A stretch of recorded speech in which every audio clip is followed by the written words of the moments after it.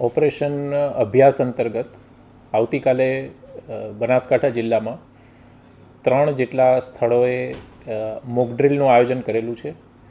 આ mock drill સાંજના 4 વાગ્યાથી જિલ્લાના જે 3 વાઇટલ ઇમ્પોર્ટન્સ ધરાવતા અને આઈડેન્ટિફાઈડ અગત્યના જે સ્થળો છે એ સ્થળોએ શરૂ થશે.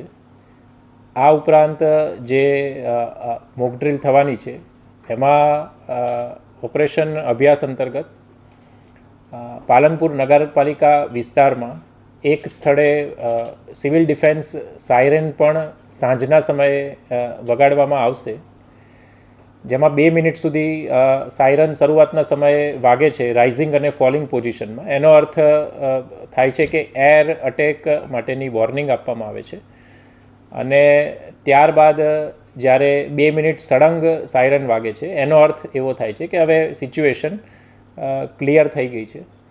આ ઉપરાંત પાલનપુર અને ડીસામાં સિવિલ ડિફેન્સની ટ્રેનિંગ પણ આપવામાં આવશે અને જે નાગરિકો એમાં જોડાવા માગતા હોય તેઓ પણ તેમાં જોડાઈ શકે છે. તથા સાંજે 7:45થી 8:15 સુધી સમગ્ર જે બનાસકાંઠા જિલ્લો છે એમાં બ્લેકઆઉટ માટેનું આયોજન આ મોક ડ્રીલ અંતર્ગત કરેલું છે.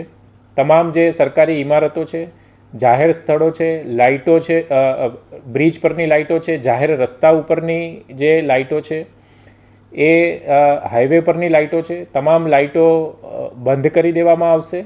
આ ઉપરાંત નાગરિકો પણ આ જે મોક ડ્રીલ છે એમાં સરકારની સાથે સહયોગ કરે, સરકારની સાથે અડીખમ ઊભા રહે, તે માટે આ 7:45થી 8:15ના સમયગાળા દરમિયાન સૌ નાગરિકોને, સૌ સંસ્થાઓને પ્રકાશીય ઉપકરણો અને લાઇટ બંધ રાખવા માટે હું વિનંતી કરું છું.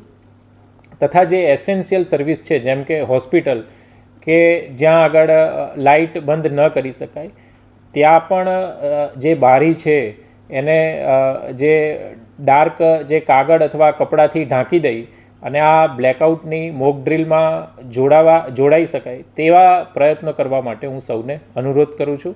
હાલમાં આપણા જે બનાસકાંઠા જિલ્લો છે એમાં વાઇટલ ઇન્સ્ટોલમેન્ટ કુલ 2 છે અને બંને જે સ્થળો છે ત્યાં આગળ મોક ડ્રીલ કરવાની જે પ્રક્રિયા છે એ હાલમાં ચાલુ છે. આ ઉપરાંત જે આપણી ઇન્ટરનેશનલ બોર્ડર છે તેની સુરક્ષા હાલમાં BSF તથા અન્ય એજન્સીઓ દ્વારા પણ કરવામાં આવી રહી છે. સર, નડાબેટ અને કસ્ટમ રોડ પરના ગામો છે ત્યાં કોઈ અલગ પ્રકારનું આયોજન છે? મેં જેમ